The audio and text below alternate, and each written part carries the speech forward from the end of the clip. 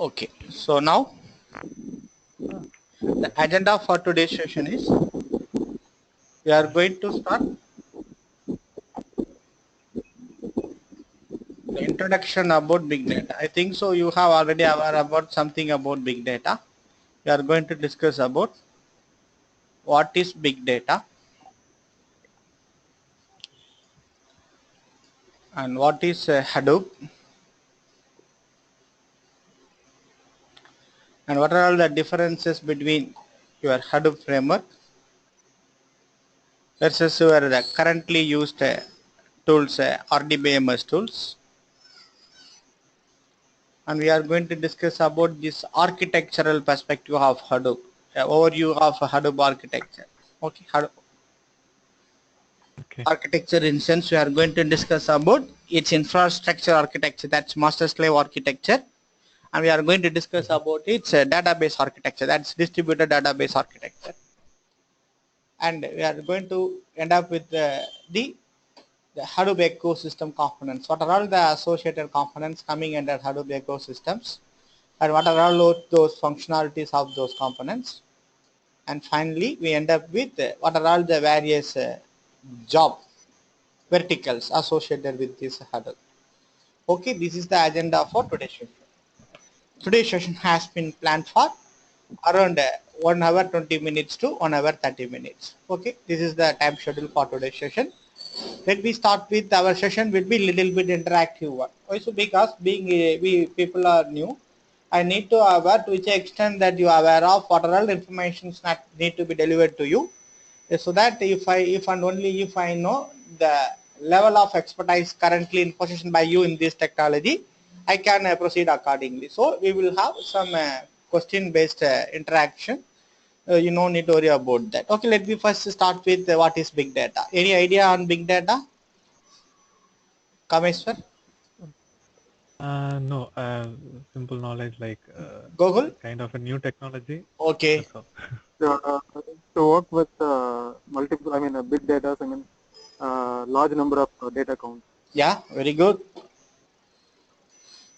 Okay, large number of data count. So here the data count alone is not going to be play a role in deciding whether it is a big data or it's a normal data. Apart from that, there are several other characteristics through which we can associate the big data. That thing is going to be discussed now. Okay. So and another thing is that Okay. if you have any doubt in the due course of our discussion, you please don't hesitate in clarifying your doubts. So I will always welcome in clarifying your doubts. Without clarifying your doubts, you no need to proceed further. Okay. Whatever may be the doubt, whatever maybe it may be actually no issue. I will try to make it with some other examples so that I can make you easily understandable. Doubt, if you have doubt and if you without asking doubt if you proceed means the later sessions which is a continuation of the previous session, you will feel difficult and this doubt will be propagated until the end and it will make a big impact in making you knowledgeable. So you please, I request you all, at any point of time if you have doubt, don't hesitate in clarifying. Okay, this is my humble request. Okay, now first we start with that of what is big data. Big data is nothing but is used to represent today's digital data. Today's digital data has been termed as big data. What is digital data? What are all the sources of the digital data? Today, everything has been computerized. We are living in an automated industry. We are living in a machinery industry. So starting from a grocery shop, end up with huge shopping malls, weather forecasting, scientific, military, banking, insurance, portfolio management, share, everywhere. Whatever applications that we are going for, healthcare, everywhere it is digitized. Everywhere we need to dependent upon these computers. The amount of data that is generated and the type of data and the rate at which the data has been generated is of very huge in volume, which is not at all supported in today's RDBMS. You are aware of RDBMS, which is used for data storage and processing. Okay, relational database management tool. Here the architecture of RDBMS is a client server architecture, you all aware.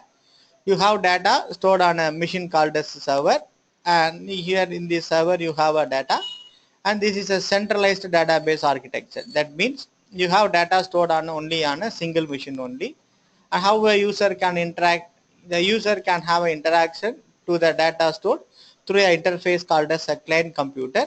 Then the tool that used for having interaction has been termed as a front end tool, and the database where we have in our server has been termed as backend. These are all the terminologies that you are aware of. Okay.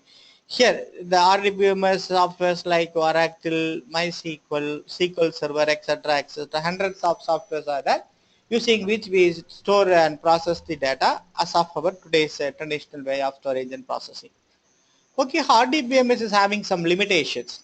So, in terms of volume of data that it can store, in terms of the variety of data that it can process, in terms of the rate at which the data is coming inside. So in several factors, we have a lot of drawbacks associated with it, the RDBMS software. So being today everywhere is computerized, everywhere is machinized. You want to take care of data in terms of minimum terabyte, petabyte, zettabyte, and so on, whatever may be the applications. Here, being your RDBMS is a centralized database storage. That is, your data can be accommodated on only on a single server. Okay, you can't able to extend the data beyond that. So you can't store data across multiple servers. That is not possible in this RDBMS technology. What is the maximum available capacity of the single server? To that extent only you can able to accommodate data. Let me assume you have a hard disk of 2 terabyte, and at a maximum you can have a 4 hard disk in this normal architecture of this client server centralized. Then at the maximum we can able to store only 8 TB of data. But if you take any applications today, that we take application Facebook per day it is almost generating 500 terabytes of data. If you take social networking sites like Twitter per day is generating almost 200 terabytes of tweets. Whether it is a weather forecasting, if you want to predict the temperature of Chennai or Bangalore, you want to handle not less than 10 TB of data per day. Here you need to crawl data across these various temperature sensors located across hundreds of data source destinations in Chennai. You want to grab data 24 hours a day, and based upon that information you need to decide the minimum and maximum temperature, like weather forecasting, whatever may be. For example, if you have a aircraft travel from Madurai to Chennai, a flying duration of 1 hour, aircraft is generating around 20 terabytes of data. Okay, so whatever may be the applications, if you go for a medical health care, so Apollo groups of hospital in Chennai, they are generating around 5 terabytes of data per month at the average. Okay, so the patient's histories in terms of scan reports, in terms of medical reports, in terms of prescriptions, okay, everywhere it is generating around terabytes and petabytes of data, which is not at all possible to be accommodated in today's traditional database storage architecture, RDBMS. That's the major drawback associated with this RDBMS. Okay, so the data which is consisting of the above said features has been termed as big data. I will let you know with more clarity. So these are all the data sources. The data sources may be man-made data sources, or the data sources can be a machine-made data sources. Such as you want to capture this RFID, you want to get this sensor data like the. In terms of man-made data sources, it may be transaction records, which may be server logs. Okay, so almost all sort of data which is generated by man or machine need to be stored and need to be processed. Okay, so the tool that we already have, our RDBMS, does not possess the capacity to accommodate this huge volume of data for storage and processing. Therefore, we go for a new concept called as the Hadoop, which is a tool which replaces this RDBMS. Now, we are going to start our discussion with this introduction. We are going to now start the discussion of what is big data. Okay, big data, how you can define a big data? You can define in the following: any data.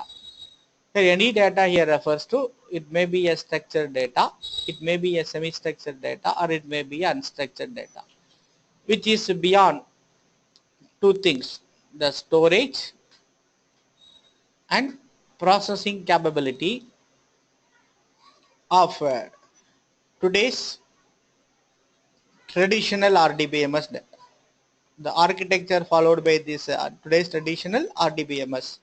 The architecture followed by RDBMS is, one is the centralized database architecture,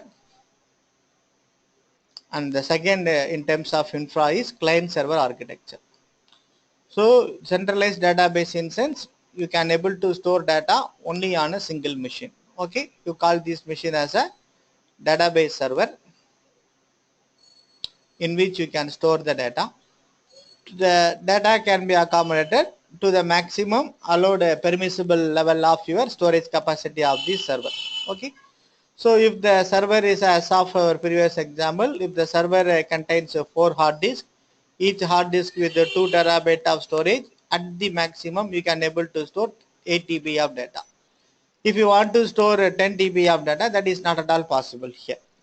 In this case, what you need to go for, you need to go for a concept called as a storage box. Either you need to go for a NAS box or you need to go for a SAN box. You might have heard about this NAS or SAN. If not, I will let you know how it will look like. So EMC, Hitachi, NetApps, they are all famous corporates. EMC SAN storage, like EMC, Symmetrix, Clarion. These are all storage boxes. Okay, you can find now. Each box is you contain multiple hard disks. These are all hard disks. Okay, if these are all the hard disks, here what you can do is you can store the data here, and your application may be running in your server.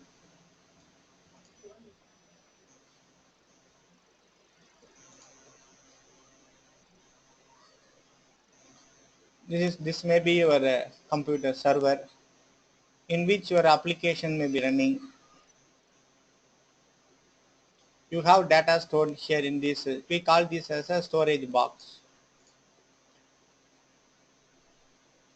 Some of the famous companies are EMC Square, NetApps, Hitachi. You might have heard about this. Each hard disk assumed to be with of 2 terabyte. Imagine you have 10 hard disk in a row.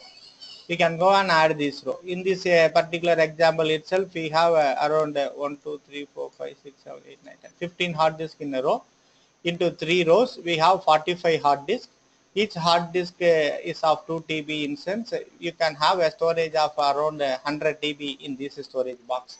Okay, this box is called as a sandbox or a NAS box.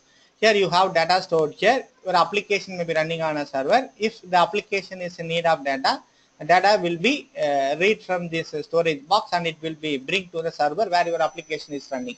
That is the way by which you can store data in a box and you can fetch the data whenever it is needed. So this architecture is well suited if you want to store and process data in terms of gigabytes. Okay, imagine your normal film whose size is around 3 to 4 GB of size, a normal film. Okay, let me make a current film, a Tamil film which is running around 2.5 hours, will occupy 3 to 4 gigabytes of storage. If you want to copy this film into a pen drive, how much of time that you need? Minimum you need around 3 minutes. Imagine if you have a data of 100 TB. If you want to bring the data, else you just look, if you have a data of 1 TB which is stored in your box, if you want to bring the data into the server for even around 3 GB of data, it took around 3 minutes. So if it is 1 TB means for 3000 GB of data, it took how many minutes? So 3000 minutes. 3000 divided by 60, 653, it took around 50 hours for transferring. This is a 3 TB of data in this speed. If it is 1 TB, it need around roughly 10 to 15 hours of time duration to move the data from this data box into the server. This is a time consuming process if you take into consideration transfer a huge volume of data. As of that we have discussed, if you go for big data, the volume of data is of very high in volume, beyond terabytes. Therefore, the solution of having your data in a storage box like EMC, NAS or Sandbox and bringing into the data into the server whenever it is needed is not the best suited because of the transfer of huge volume of data will took a lot of time for its transfer. That is not at all recommended here in this architecture. Therefore, we need to go for a separate architecture called big data. Okay, I will let you know now. Okay, sorry for disruptions.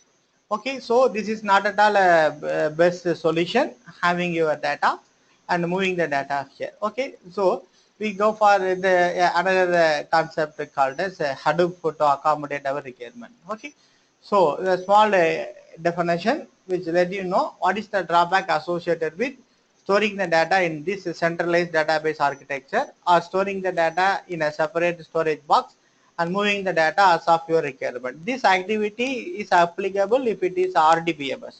Why so? Because we need to handle the data in terms of gigabytes. Okay, 1 to 10 gigabytes of data. It took a minimum time for its transfer. Whereas big data is one, it starts with minimum terabytes, petabyte, and zettabyte, which is not at all recommended. Moving data from a storage box into this database server itself will be a time consuming process. Okay, so this architecture of centralized database storage is not well suited if you go for what we call as big data. Okay, that is the limitation associated with. So that is, it is termed any data beyond the storage and processing capability of this RDBMS and possessing the following four key characteristics. Okay, the characteristics. Raman, one doubt. Yes. Sorry. Actually, big data is not a database, correct? Big data is a Generic concept term. It is which a generic is term. generic term. Okay. Yeah. So generally, the huge volume of data, we call it as big data, No, correct? and I am going to discuss this.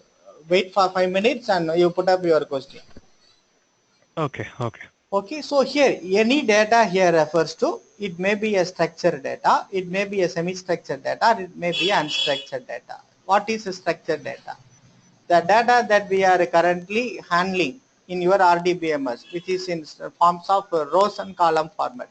That we take a employee table with the employee number, a employee name, a job, a salary field. You have employee number 1, employee name Ram, job DBA, salary 9,000.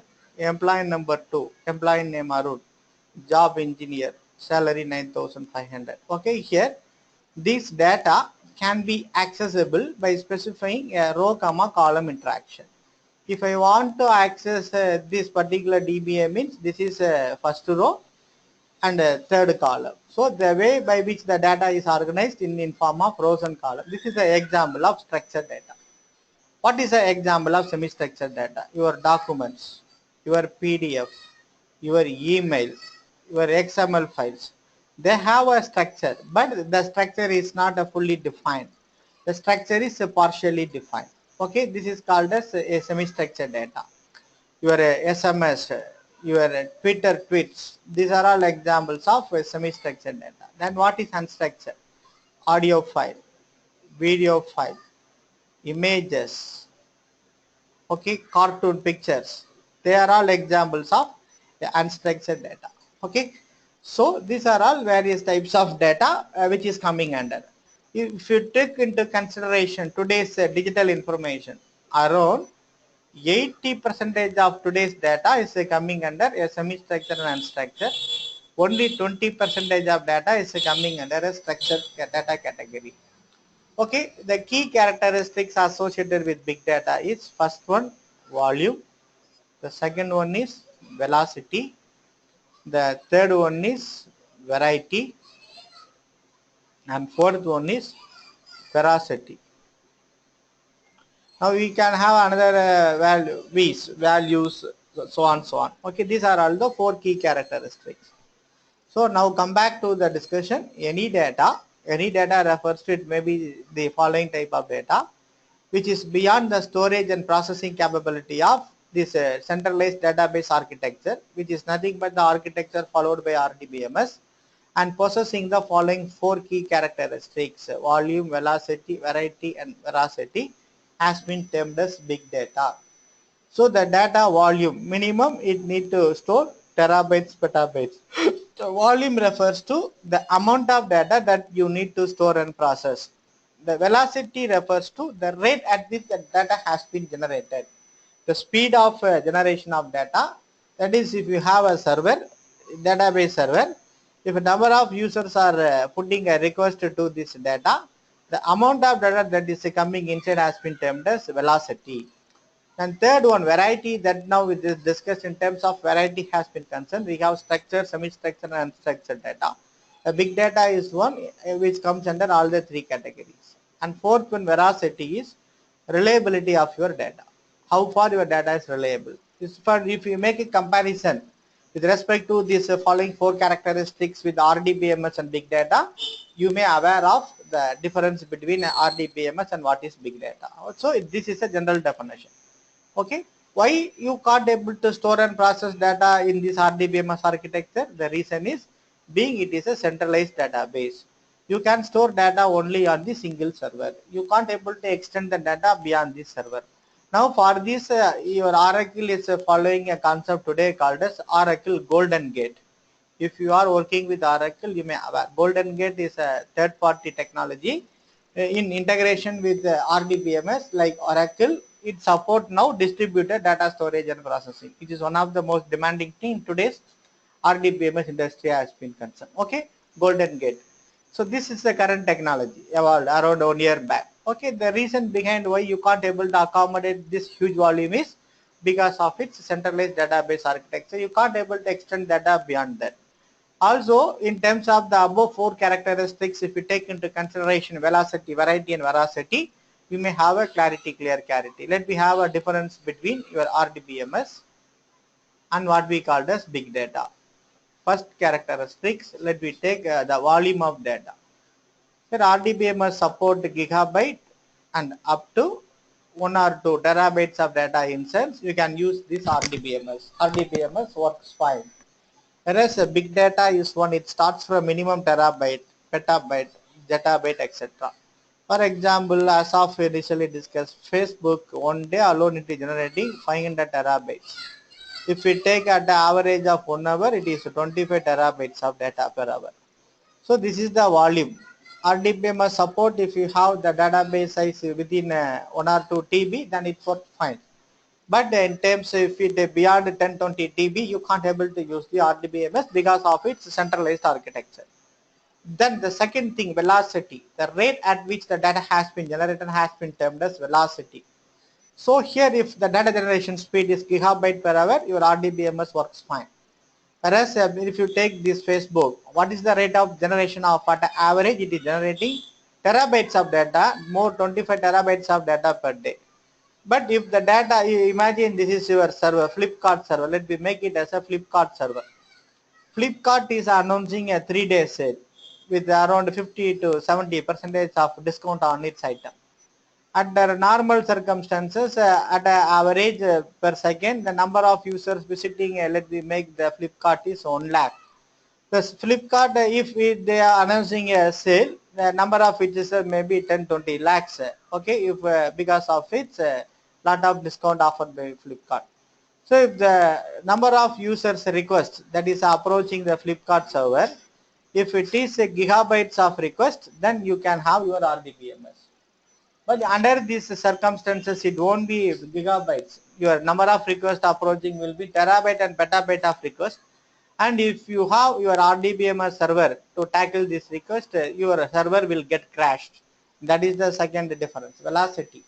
If the data is generated gigabytes per hour, your RDBMS works fine. If the data is generated beyond that, if it is terabyte per hour, your RDBMS server will get crashed. Here, this is the major characteristics associated with big data. The data generation speed will be terabyte per hour. And third characteristics, variety. Your RDBMS support only structured data. It does not have a support to semi-structured. Here, your big data is one, it is structured data, semi-structured data, and unstructured data. All the three comes under big data. That is the third important difference. Fourth difference, veracity refers to how far your data is reliable. So imagine if you have a table employee, and if you have this employee number declared as an integer, if you try to insert 1, it will permit. If you try to insert A1, it won't permit. Why so? Because A1 is considered as a varchar data type, whereas your employee number is supposed to receive input only on integer. Because of this violation, it won't allow the data to get into. Similarly, if you have your employee number declared as a primary key, then if you try to enter a null value, or if you skip entering the value, it won't permit. Here the concept is that the data need to be pre-processed. You need to clean the data. You should enter only a clean data. You can't able to enter any dirty data here. So if you enter dirty data which is violating the schema, or which is having some issues like missing values, irrelevant values, or data inconsistency, it won't be permitted to enter into. The data need to be of very clear. Data need to be cleaned. Then only it will allow. Whereas if you take big data, you can't able to ensure this clear data. Also because the data sources that is coming from, which is a server log, which is a data from sensors, which may be from RFID. Those data will not have a well defined pre-processed clear value. It may suffer from several anomalies. We may have some inconsistency, we may have missing value, we may have irrelevant values. So those data need to be accommodated here in our data storage and processing framework. So here a big data is one which does not have assurance of always it is a clear data, which may have some anomalies. Your framework, your tool which is used for storing and processing big data should have some inherent capability to tackle these anomalies. That is the fourth characteristics associated. Veracity refers to how reliable your data is. Okay, these are all the four major characteristics based upon you can differentiate what is big data and what is RDBMS. RDBMS, the tool used for RDBMS is Oracle MySQL. Similarly, the tool used for big data is Hadoop. RDBMS is a generic term. Similarly, a big data is a generic term, which is used to represent a data with a huge volume and generating with a very high velocity and possessing the following different variety and in terms of veracity. All the four characteristics togetherly will have an influence in designing whether a data is a big data or a normal data. Now you put across your question. What is your restart? Now, these are all the four major differentiation which differentiates your RDBMS data and big data. Another important thing is architecture, database architecture. In terms of this architecture has been concerned, the RDBMS follows a centralized database architecture. A centralized database architecture. Raman, can you show how physically Hadoop looks like? Definitely. Yeah. Once the today's session has been over, you will know how a Hadoop cluster will look like. I will also let you know with this already configured Hadoop. No issue. Okay, thanks. My session will be around 70% practical, 30% concept. Okay.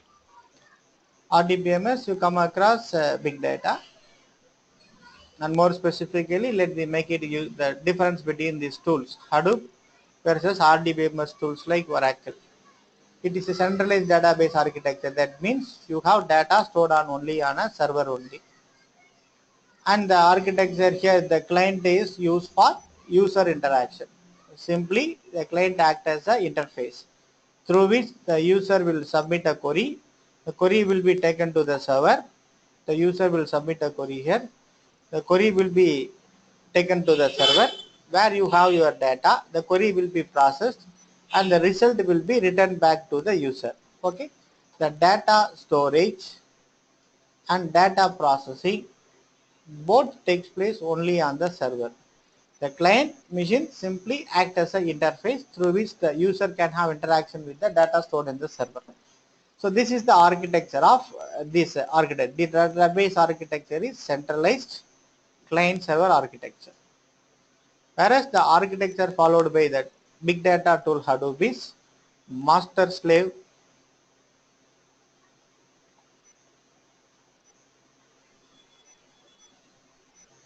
master slave distributed database architecture.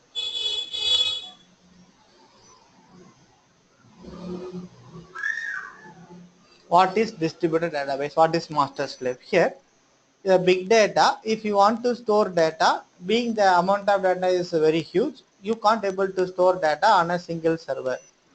Therefore, what you do, you will have multiple servers to store the data. Okay, you have data stored across multiple servers. Imagine the server where you store data here in Hadoop has been termed as data nodes. We are going to discuss about this architecture. Hadoop is a master slave architecture. Hadoop we call it as a cluster architecture. Okay, cluster means a group of computers. A group of computers, each and every computer will serve for some purpose. It's called as a cluster. The architecture followed by Hadoop is master slave. Some computer has been designated as masters, some computer has been designated as slaves. Example, you have in your master a computer called as name node. You have secondary name node. You have a computer called as a job tracker. Similarly for slave, you have data nodes and you have task tracker. This is the architecture with respect to Hadoop 1.x, version 1.x. In version 2.x, we may have a different architecture. Okay, so here in version 2.x, version 1.x is suffering from some problems. Therefore, to overcome this problem, we have added some new features. Again, the architecture is a master slave. Here we have once again we have a name node and we have a standby name node, not a secondary name node. We have a standby name node and you have a resource manager. You please make a note of all those things. Resource manager. You have application manager. You have a scheduler. These are all the components, daemons associated under master. And under slave, once again you have data nodes. You need to configure a computer called as a node manager. You have a application master. You have a container. These are all the components associated with Hadoop 2.x version. Okay, so once our discussion on 1.x has been completed, then what are all the problems associated with 1.x and how you can resolve the problem using Hadoop 2.x will be understandable to you. Okay, yes, you just make a note of this architecture. You have some computer to be considered as a master computer, such as a name node is a separate computer, a secondary name node is a separate computer, job tracker is a separate computer, and you have a data node as a separate multiple. You have the data nodes. On top of the data node, you have task tracker. Task tracker is a daemon. This is the architecture followed by the Hadoop master slave architecture. Okay, so here you have the following: a computer called as name node. Raman, Yes. Hadoop is also having a third version, right? 3.5 or 3.7 something. Now it has evolved. Now Oh, only around 1 to 0.5 to 1% may use 3. Out of 100 oh. implementation, nearly 60 plus is running with 1.x and more than 35 plus is running with 2.x. It is a So currently in this, you took the second version, I mean 2.5. beta version. It is a beta version yet to fully implement. 3. Oh, Okay. These are all data nodes. Data node 1, data node 2, up to you have n data nodes. On top of the data nodes, you have a task tracker 1, task tracker 2, up to n task trackers. So this is the architecture of your Hadoop. Okay. This is we call cluster, which is nothing but a group of computers, and the computer on the top are designated as master computers. A computer on the bottom has been designated as slave computers. Each and every computer will do some functions. Okay, the name node's functionality is to take care of managing the entire cluster. It is the responsibility of the name node to take care of managing the entire cluster. Okay, the secondary name node. Whenever a name node fails Under the circumstances, the secondary name node will help the name node in recovering from its failure. We have a separate discussion on these particular nodes. And today's discussion, I am going to view overall what is the name node and what is secondary name node. A job tracker node's responsibility to execute a job. To run a program, it is a responsibility of the job tracker in running the program, managing the program. Here, the data storage and data processing, that storage of data and processing of data, both takes place only on the slave. Means already it's a predefined. Which one? A job tracker. It's already predefined program, right? Job tracker. It is not a program. It is a server, a separate computer under which you need to configure this particular service, job tracker. Oh. These are all computers. Imagine these are all computers. You want to separate, configure these separate computers in your Hadoop cluster. Okay, so here, how many name node? You need to have it one name node, one secondary name node, and one job track. You can't have more than this, one name node or one job track. It is mandatory that the name node and job tracker need to be one, and secondary name node may be one or more. Most probably in 99%, one secondary name node is sufficient enough. And the number of data nodes here are n in numbers, n number of data nodes. Here n depends upon two factors. One is the volume of data that you need to store. The second factor is the hard disk size of your data nodes. Example, you have 10 TB of data to be stored. This is your volume. And you have a data node with a storage capacity of 2 TB. How the data has been stored? So 10 TB of data, you have a data node with storage capacity of 2 TB, means your 10 TB of data has been divided into a 2 TB chunk each, and each 2 TB will be stored across the data nodes. Therefore, how many data nodes that you will be needed? You will be need of 5 data nodes. With each data node capacity is 2 TB. Into 5, you can able to accommodate 10 TB of data. So the number of data nodes depends upon these two factors. Okay, the volume of data, here the volume of data in this example is 10 TB. The hard disk capacity of the data node, if it is 2 TB. So if the volume of data is 100 TB and hard disk capacity is 2 TB, you need 50 data nodes.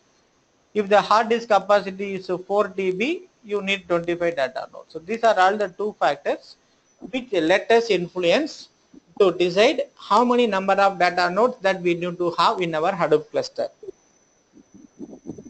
Okay. So here the responsibility of the Hadoop administrator in terms of this is the architecture that you need to establish. Yes. The same way RDBMS also looks like a data node in some kind of way. Under which circumstances you store data in your client in RDBMS? Oh, it's okay. It's a client server. It is a Only client one server will be available. here you have only server. In RDBMS, the analogy here is it is a server, it is a client. You won't have data stored in client. The client will simply act as an interface. Whereas here it is reversed. You have your data stored only on the client computer. That is your slave computer. Data processing also takes place in the slave computer only. Okay. Under the supervision of masters. The master won't do any data processing and the master does not store any data, but it will control the process of storing and processing under the client machine. Once our discussion progresses, you may have an idea of what is the role of master and what is the role of slave. Yes, this is the architecture of Hadoop. Okay, who developed Hadoop? Hadoop is a open source developed by Apache Open Source Foundation. What is by using which language? It is developed using a Java 6 programming language. What is the architecture? The architecture is distributed database architecture and the infra architecture is master slave.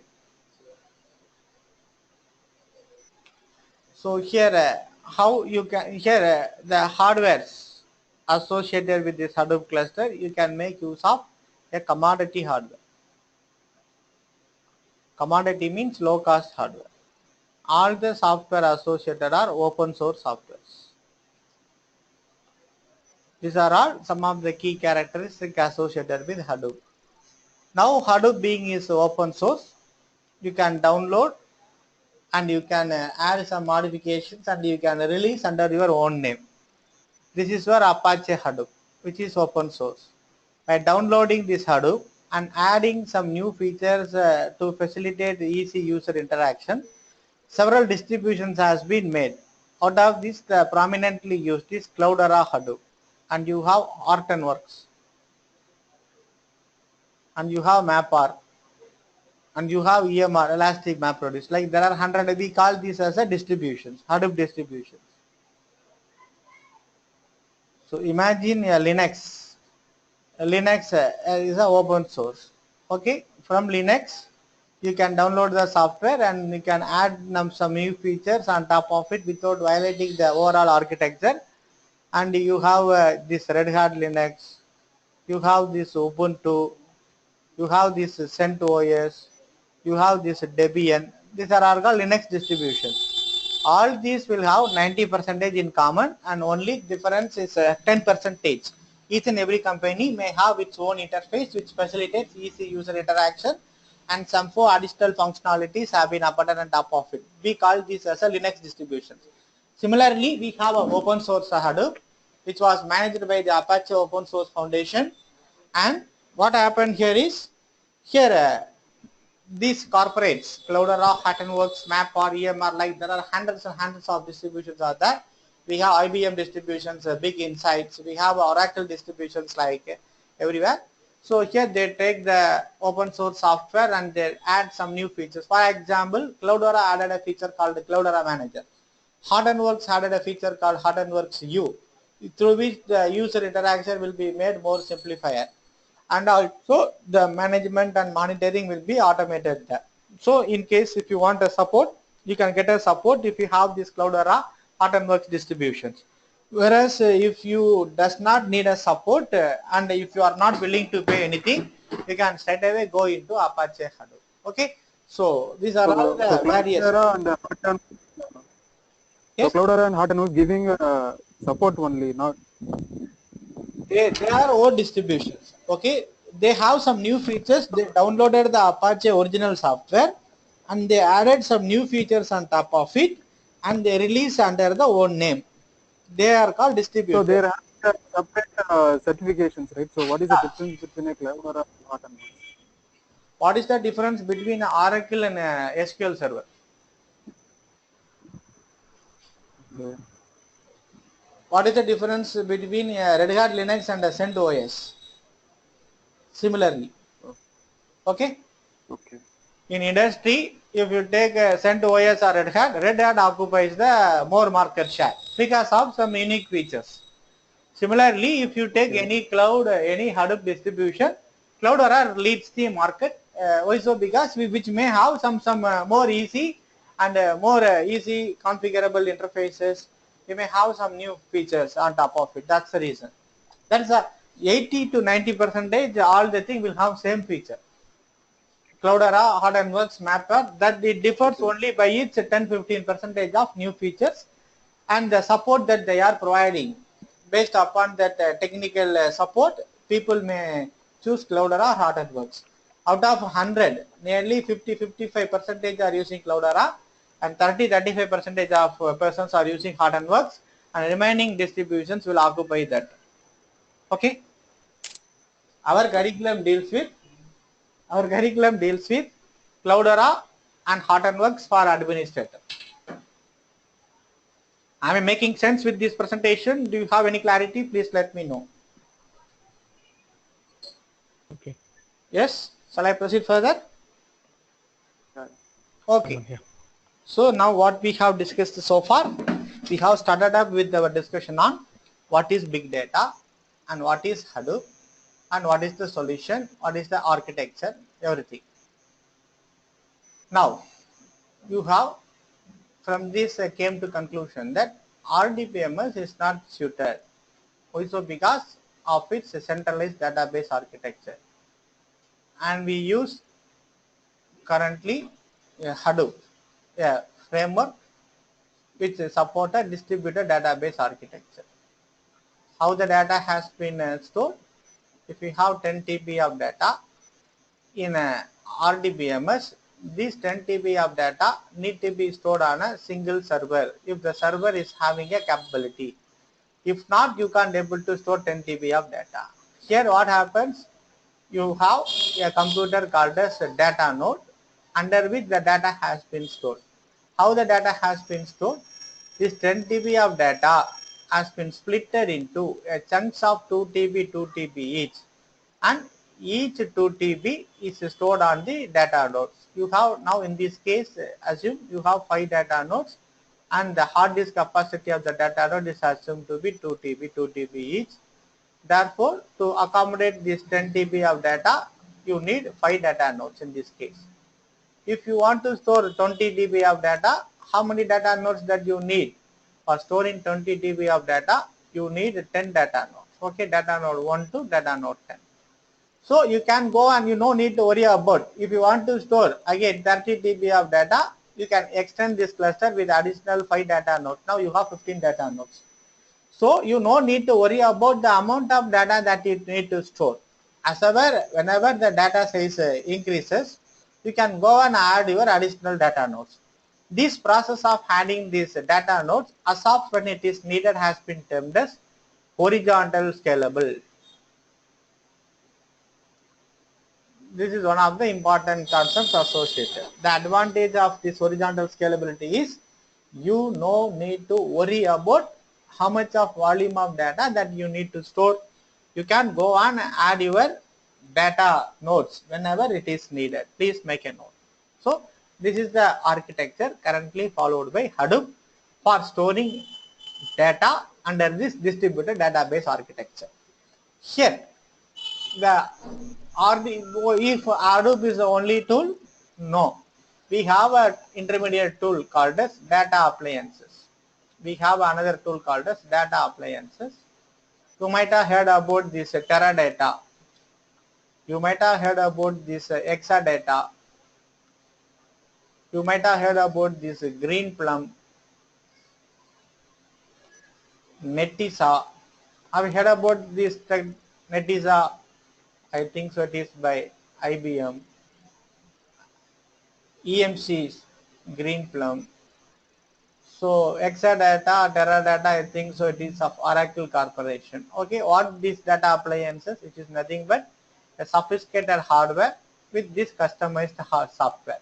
These are all higher end servers which is designed more specifically for storing what we call as big data, and those servers will have some softwares accommodated to handle those big data. They are called data appliances. If you go and make a Google, you may aware how a data appliances will look like.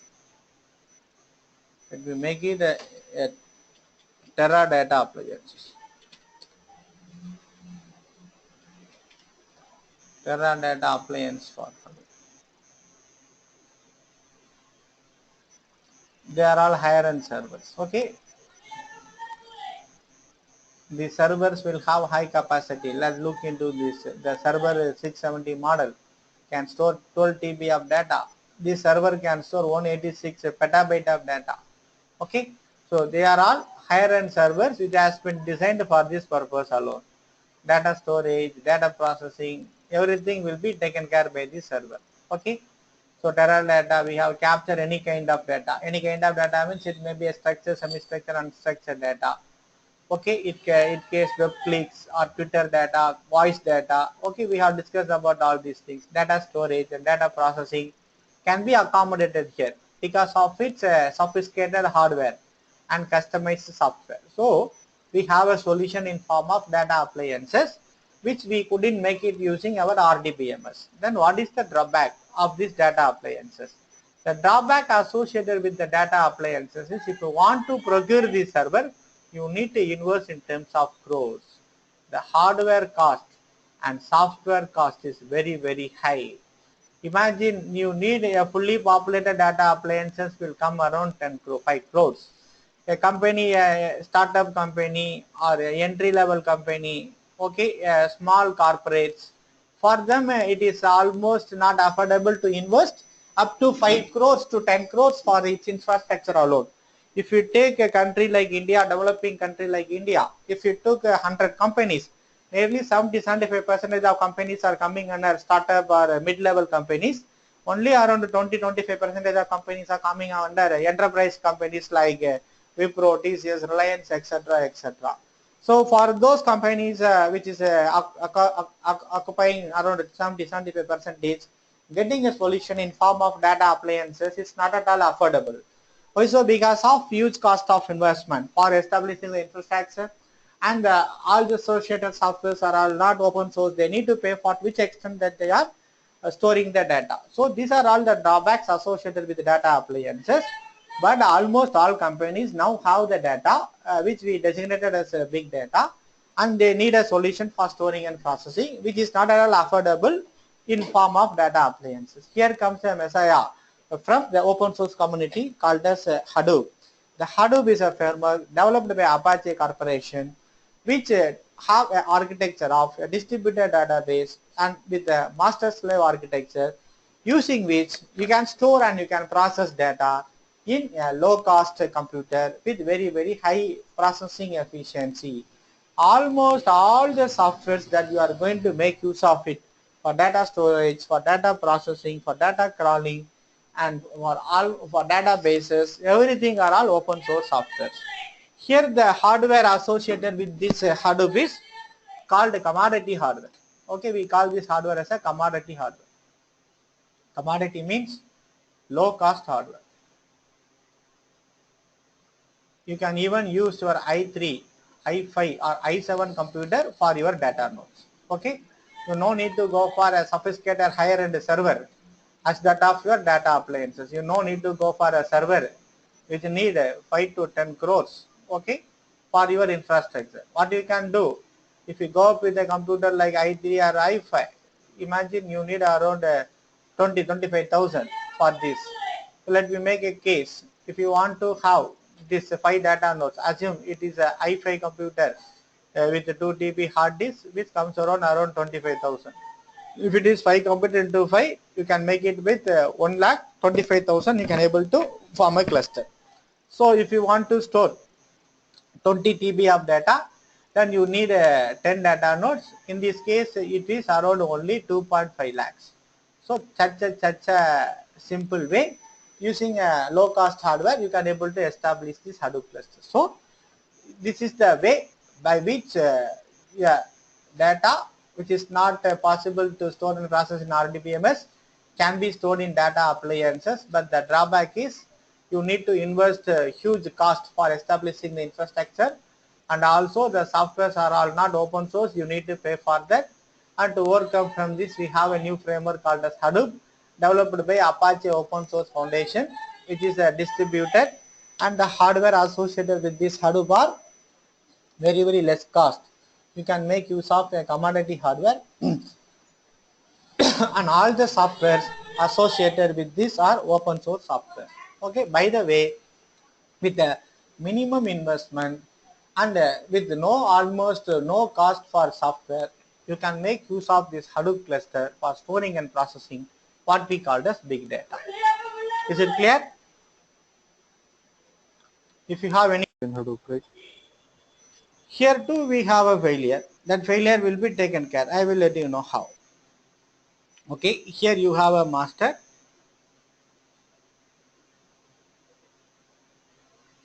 you have a name node, you have a secondary name node, you have a job tracker, and you may have multiple data nodes. Data node 1, data node 2, up to n data nodes. Here your data is replicated. Assume B1, B2, here too you have B1, here you have B1, B3, B2, B3. Like your data will be replicated. Yes, B21. Okay, so here if a data node fails, no need to worry about. you have data replicated across multiple data nodes. What happens if this master fails? Since you have only one name node, only one secondary name node, only one job tracker.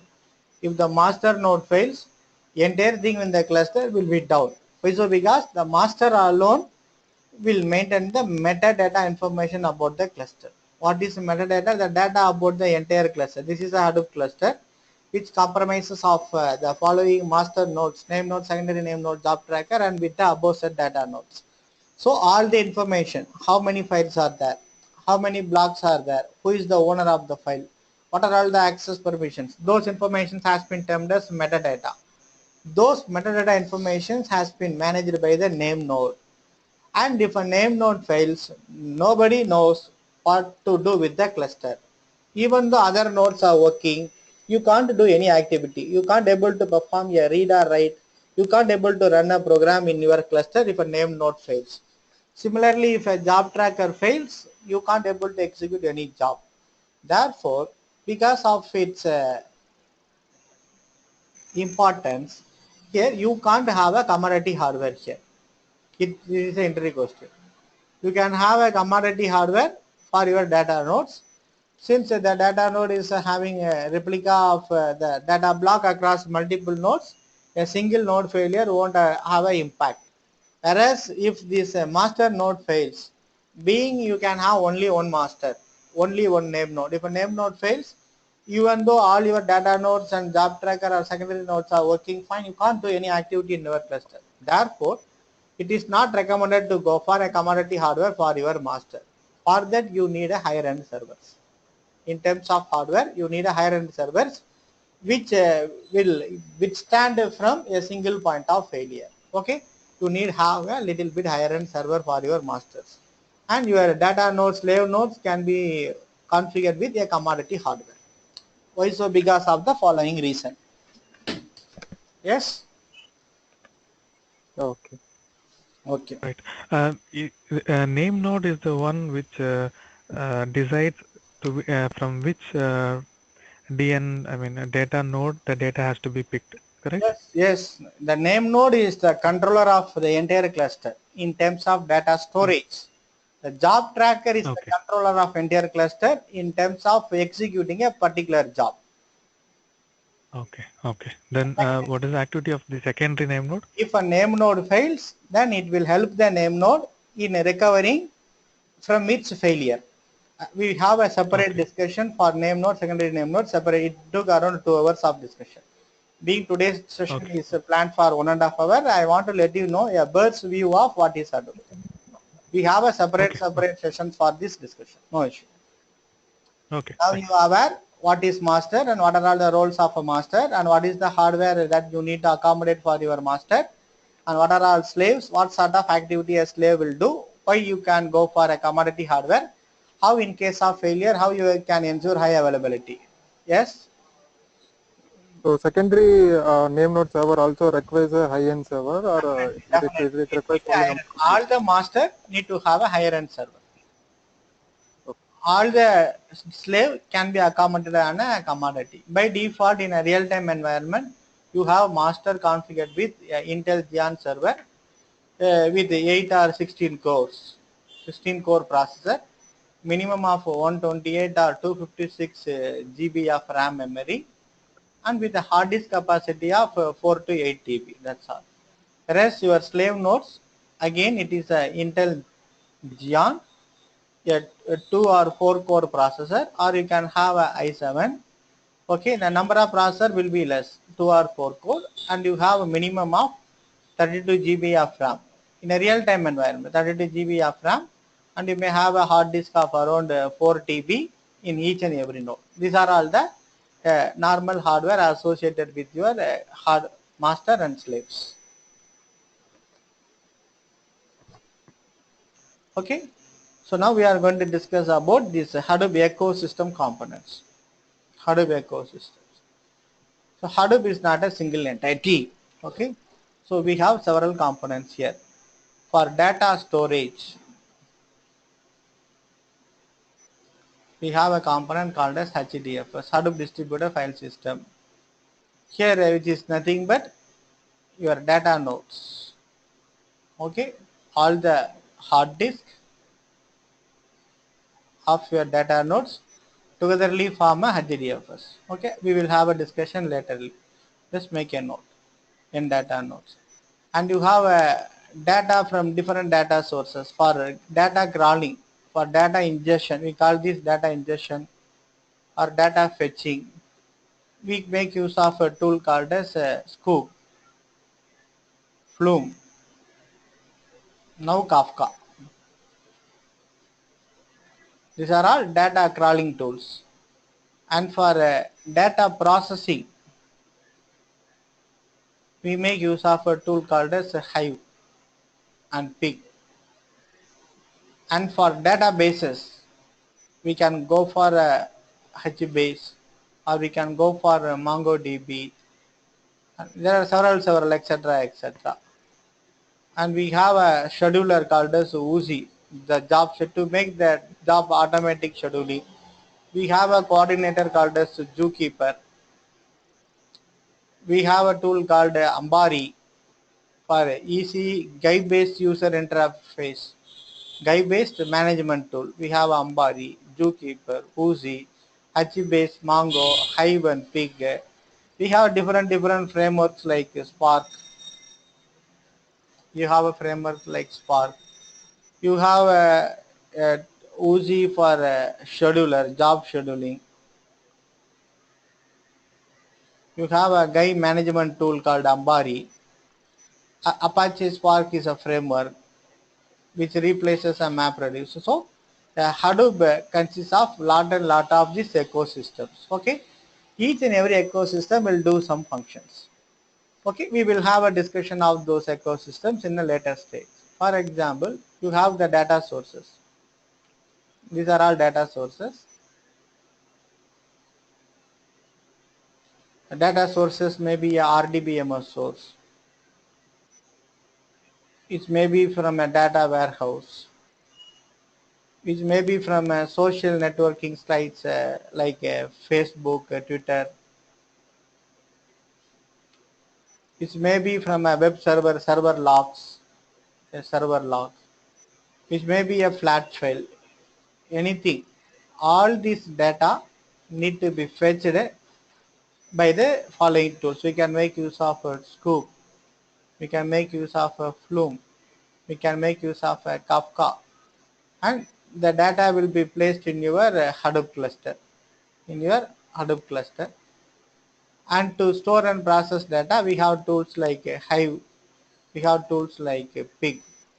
And you can have a database like HBase. Or you can have a database like MongoDB. And everything can be coordinated using a tool called as Zookeeper to take the coordination service, to coordinate all the things. You can also have a tool like Uzi. So this is the architecture. This is the architecture. So these are all each, and similarly there are hundreds of tools are there, hundreds of ecosystem tools in which each and every tool is meant for a particular purpose. So these are all the tools that is commonly used. Okay, Hive, Pig, Zookeeper, Uzi, Scoop, Flume, Kafka, and the database like Mongo, Cassandra. Okay, in almost all distributions, all the tool will present 85% of tools will be present, a common tool. And some distribution will have some additional tools. So this is the way by which your Hadoop ecosystem will facilitates to do certain activity for data crawling, data processing and data storage. So I will let you know with some additional examples in the forthcoming sessions. Now it is time to wind up today's session because I got an assignment on 1:15 for another batch. Before winding up today's session, it is a questionnaire session.